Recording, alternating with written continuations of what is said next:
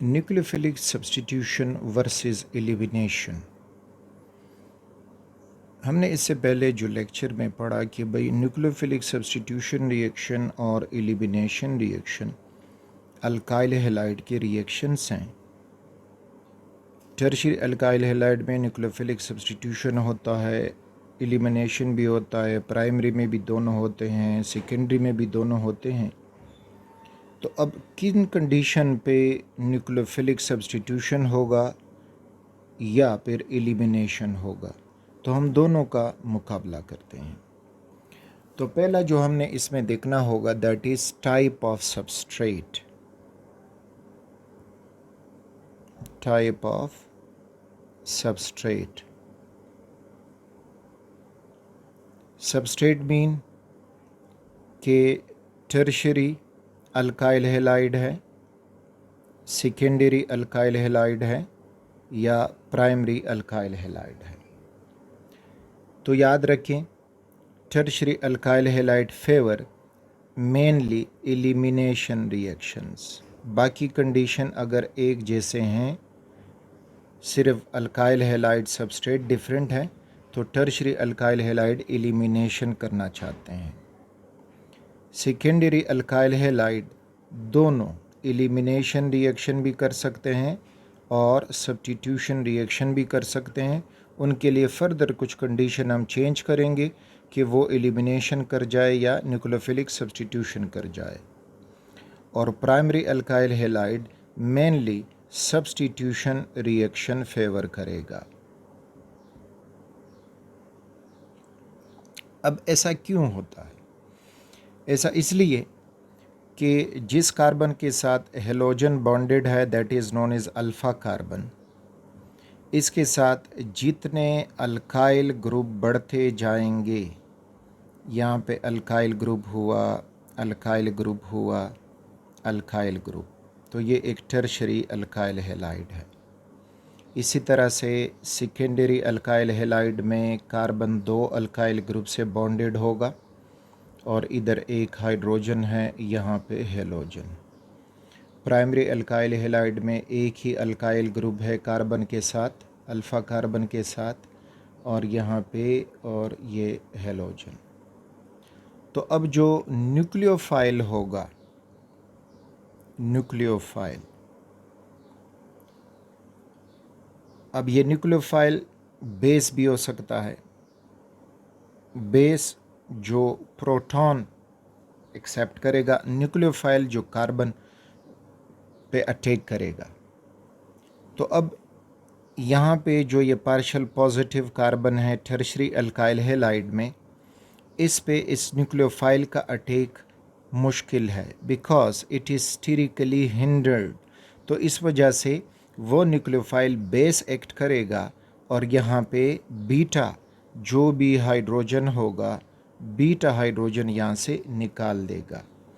तो फिर यहाँ पे जब देखते हो, अब यहाँ पे न्यूक्लियोफाइल का अप्रोच कुछ ना कुछ बनता है कार्बन की तरफ, क्योंकि ये हाइड्रोजन जो है वो छोटा है, तो एक तरफ से इसका कुछ अप्रोच बनेगा। प्राइमरी अल्काइल हैलाइड में अब न्यूक्लियोफाइल का अप्रोच मज़ीद ज़्यादा हो गया है, क्योंकि मज़ीद जो है वो बल्कि ग्रुप कम हो गए हैं, एक ही बल्कि ग्रुप रहता है। तो इस वजह से टर्शियरी अल्काइल हैलाइड फेवर करेंगे कि एलिमिनेशन हो जाए और प्राइमरी फेवर करेंगे कि सब्स्टिट्यूशन हो जाए, यानी क्राउडिंग। यानी हम अब अपना रिज़ल्ट लिखेंगे कि crowding around alpha carbon favours elimination reactions. यानी जितना अल्फ़ा कार्बन क्राउडेड होता जाएगा तो एलिमिनेशन रिएक्शन होगा। ये तो था पहला फैक्टर, टाइप ऑफ सबस्ट्रेट, जो उसको आपने इस तरह से पॉइंट्स में याद रखना होगा। अगला फैक्टर है type of, next factor is nucleophile और बेस। दोनों में फ़र्क ये, यूँ तो डेफिनेशन से दोनों सेम हैं, लेकिन यहाँ पे हम उनमें डिफरेंस ये करेंगे कि न्यूक्लियोफाइल जो होगा that which attacks on alpha carbon, और बेस वो कहलाएगा जो अटैक्स ऑन बीटा प्रोटॉन यानी हाइड्रोजन। तो दोनों में अब फ़र्क यहाँ पे करेंगे। तो अगर एक स्ट्रॉन्ग न्यूक्लियोफाइल है, स्ट्रॉन्ग न्यूक्लियोफाइल, तो वो फेवर करेगा SN रिएक्शन। और अगर एक स्ट्रॉन्ग बेस है तो वो फेवर करेगा एलिमिनेशन रिएक्शंस। अब स्ट्रॉन्ग न्यूक्लियोफाइल या strong base, weak nucleophile, weak base, तो इसके लिए एक आसान ट्रिक ये याद रखें, न्यूक्लियोफिलिसिटी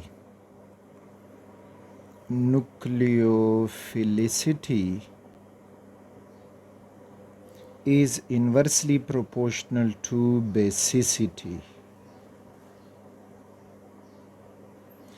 यानी अगर एक स्पीशीज़ गुड न्यूक्लियोफाइल है तो वो वीक बेस होगा, और अगर वो वीक न्यूक्लियोफाइल है तो वो स्ट्रॉन्ग बेस होगा।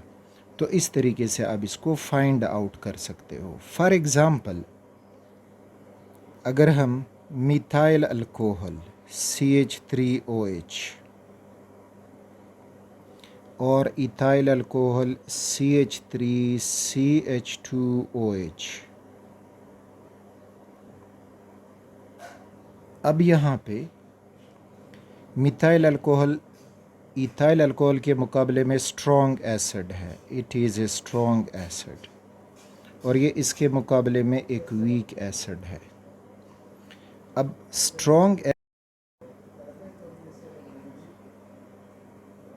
अब मिथाइल अल्कोहल जब एक स्ट्रॉन्ग एसिड है तो ये अपना जो कॉन्जुगेट बेस बनाएगा वो CH3O नेगेटिव। तो स्ट्रॉन्ग एसिड का कॉन्जुगेट बेस होगा वीक, तो ये वीक कॉन्जुगेट बेस बना इसका। अगर हम मिथाइल अल्कोहल को लेते हैं तो वो एक वीक एसिड है कंपेयर टू मिथाइल अल्कोहल, तो इस वजह से ये अगर अपना कॉन्जुगेट बेस बनाएगा इथॉक्साइड CH3CH2O नेगेटिव, तो वीक एसिड का कॉन्जुगेट बेस होगा स्ट्रॉन्ग कॉन्जुगेट बेस। तो अब अगर हम मिथॉक्साइड और इथॉक्साइड का कंपैरिजन करें तो methoxide is a strong nucleophile, it will act as a nucleophile, और जो स्ट्रॉन्ग कॉन्जुगेट बेस इथॉक्साइड है तो it will act as a base. तो ये न्यूक्लियोफाइल जो इथॉक्साइड है, मिथॉक्साइड, तो ये सब्स्टिट्यूशन रिएक्शन फेवर करेगा कि करवा दूं, और जो ये स्ट्रॉन्ग कॉन्जुगेट बेस जो बेस एक्ट करेगा तो ये एलिमिनेशन रिएक्शन फेवर करेगा।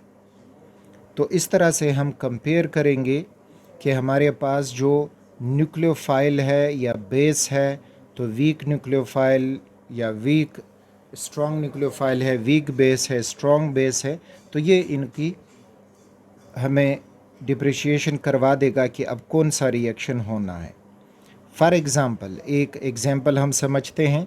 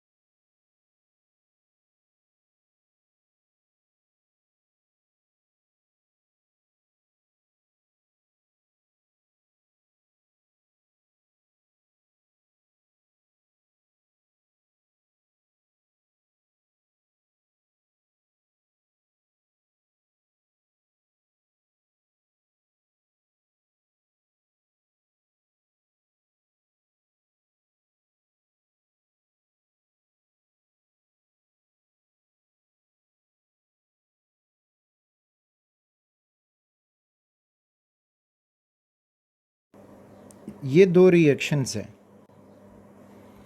एक रिएक्शन में सेकेंडरी प्रोपाइल ब्रोमाइड हम सोडियम इथॉक्साइड के साथ रिएक्ट कर रहे हैं, इट इज़ सोडियम इथॉक्साइड।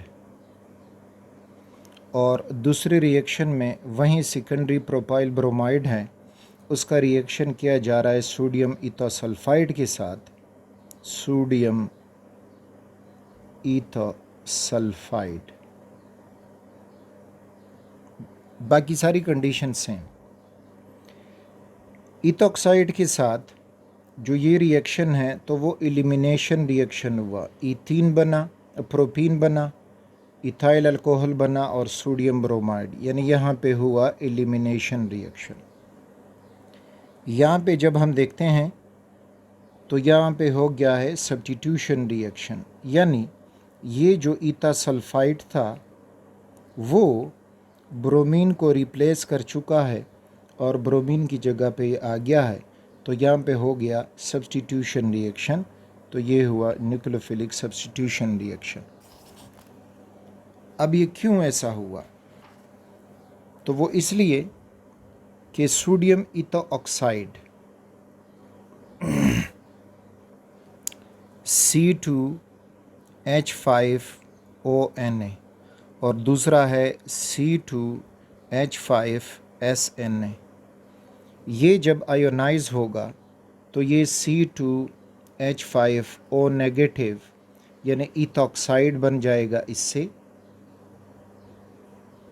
और ये बना देगा C2H5S नेगेटिव इथोसल्फाइड बन जाएगा।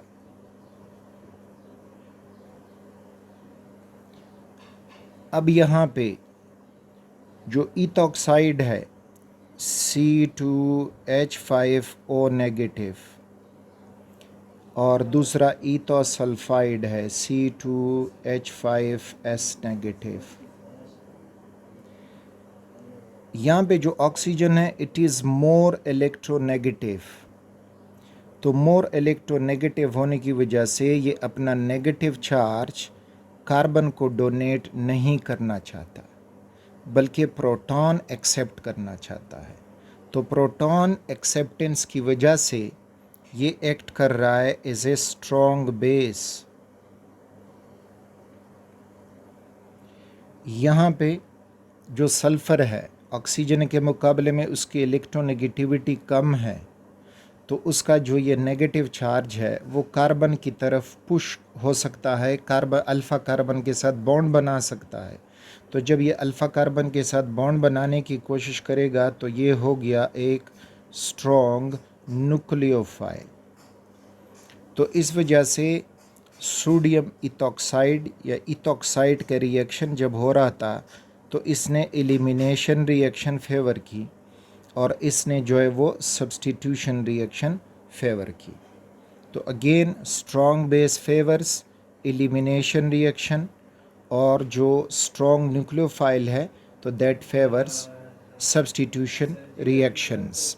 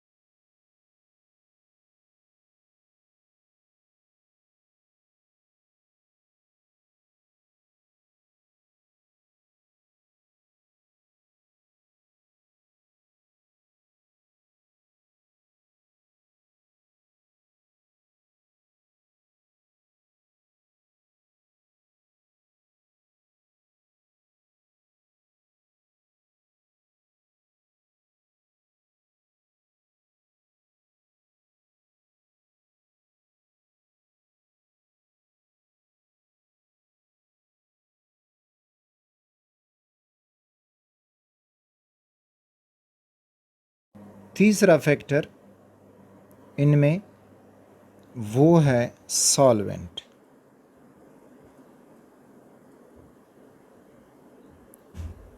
सॉल्वेंट में अगर मोर पोलर सॉल्वेंट है, आसान अल्फाज में।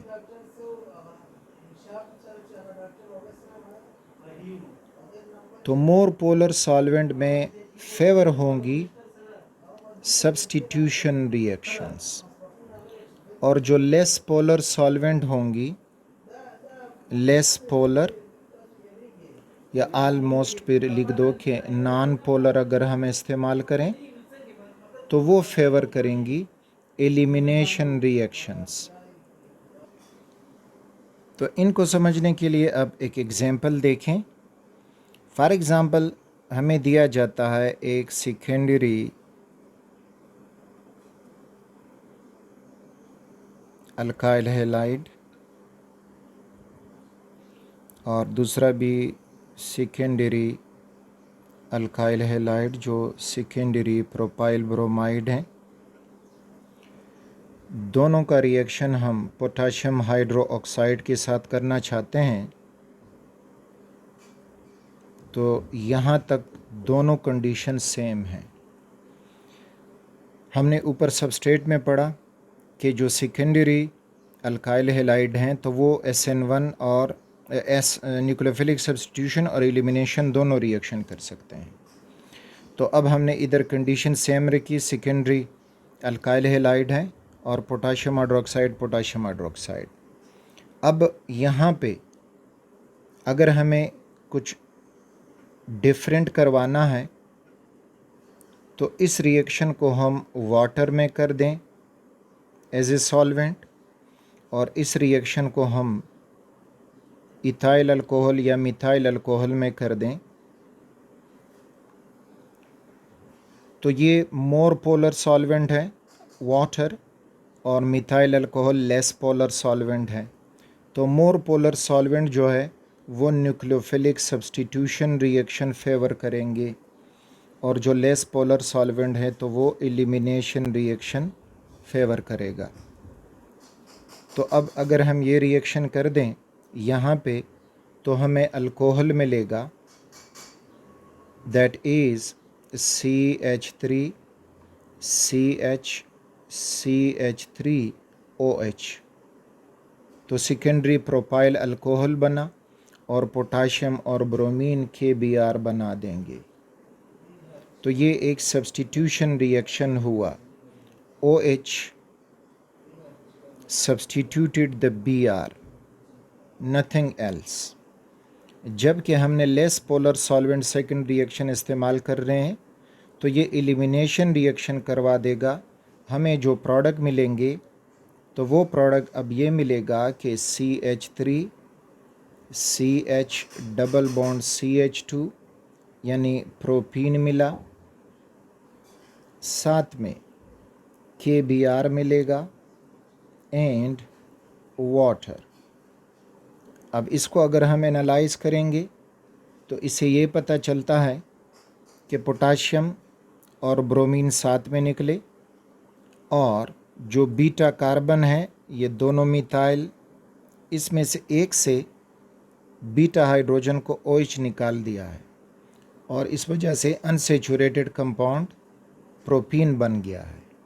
तो यहाँ से ये हमें क्लियर कट रिज़ल्ट मिला कि जो पोलर सॉल्वेंट है वो फेवर कर रहे हैं कि न्यूक्लियोफिलिक सब्स्टिट्यूशन रिएक्शन हो जाए, और जो नॉन पोलर सॉल्वेंट है या लेस पोलर सॉल्वेंट है तो वो एलिमिनेशन। क्योंकि लेस पोलर सॉल्वेंट में एक स्ट्रॉन्ग बेस OH एक स्ट्रॉन्ग बेस हो जाता है, और पोलर सॉल्वेंट में OH एक स्ट्रॉन्ग न्यूक्लियोफाइल हो जाता है। तो इधर जो OH है it is acting as nucleophile, और यहाँ पे OH जो है it is acting as base, क्योंकि यहाँ पे प्रोटॉन पे अटैक कर रहा है और यहाँ पे कार्बन पे अटैक कर रहा है।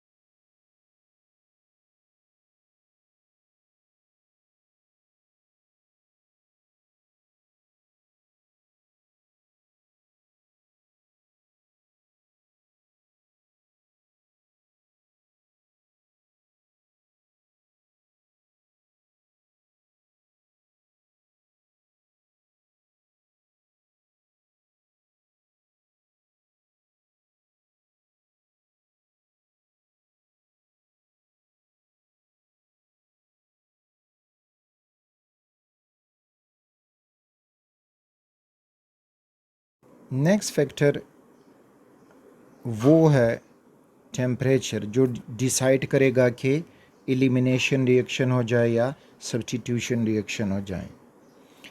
तो इसमें पॉइंट ये कि अगर टेम्परेचर हाई है तो high temperature favours elimination reaction और low temperature favour nucleophilic substitution reactions.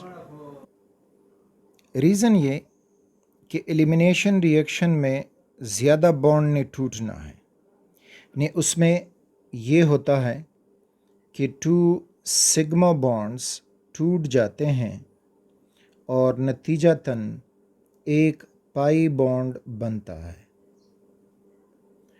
जबकि सब्स्टिट्यूशन रिएक्शन में एक सिग्मा बॉन्ड टूटता है और वही जगह पे एक सिग्मा बॉन्ड फिर बन जाता है। तो ज़्यादा बॉन्ड एलिमिनेशन रिएक्शन में टूट रहे हैं।